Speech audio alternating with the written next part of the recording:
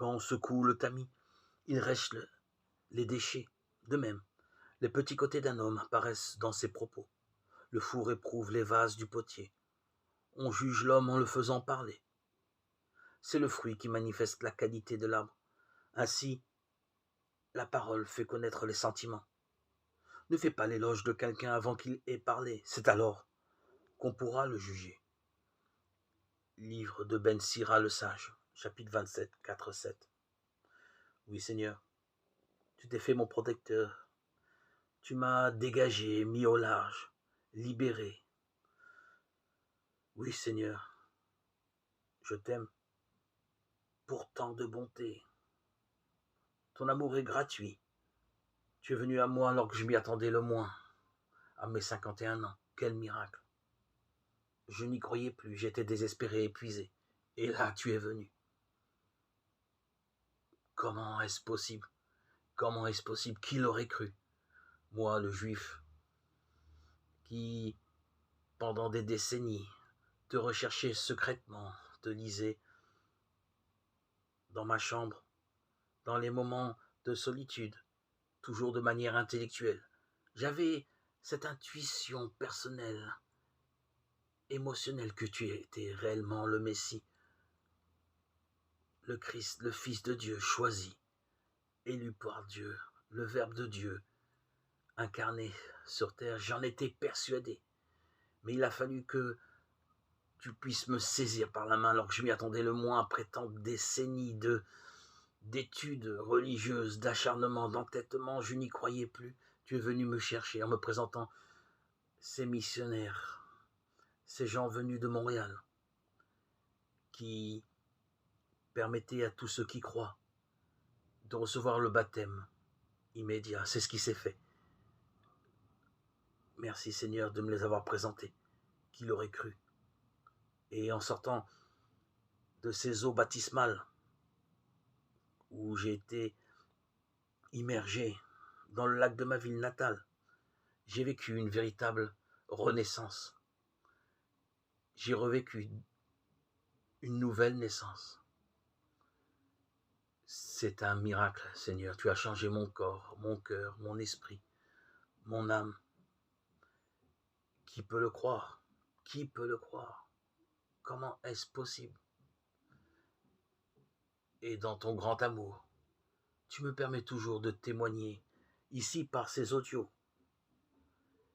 Mais j'espère le moment où tu auras décidé que ce sera plus de manière anonyme, mais ouvertement.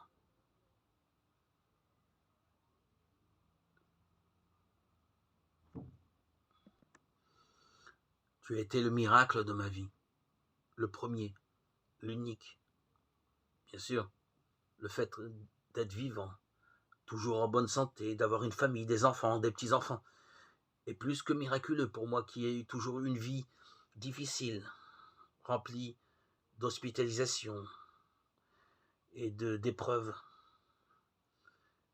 Malgré tout, Seigneur, je considère que ce miracle du baptême, est le plus grand miracle de toute mon existence. Il a fait basculer ma vie, il m'a transformé de l'intérieur. Il me permet de te connaître, d'avoir un lien intime avec toi par cet esprit qui réside dans mon cœur, cet esprit de vérité que tu m'as donné à mon baptême, cette germe d'amour qui est en moi et qui ne demande qu'à s'amplifier, grandir, rayonner. Cet amour qui n'est pas un amour passionnel, terrestre, mais qui est un amour divin, est unique. Je ne le connaissais pas, il fait partie aussi de ce miracle que j'ai reçu à mon baptême.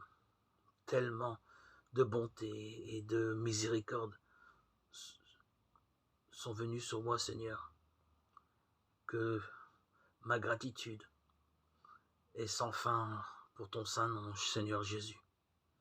Ma vie aujourd'hui, moi qui ai vécu de ces nombreuses épreuves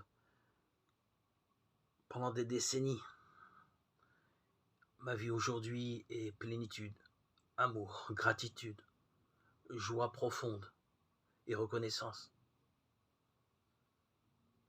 Ma bipolarité a disparu.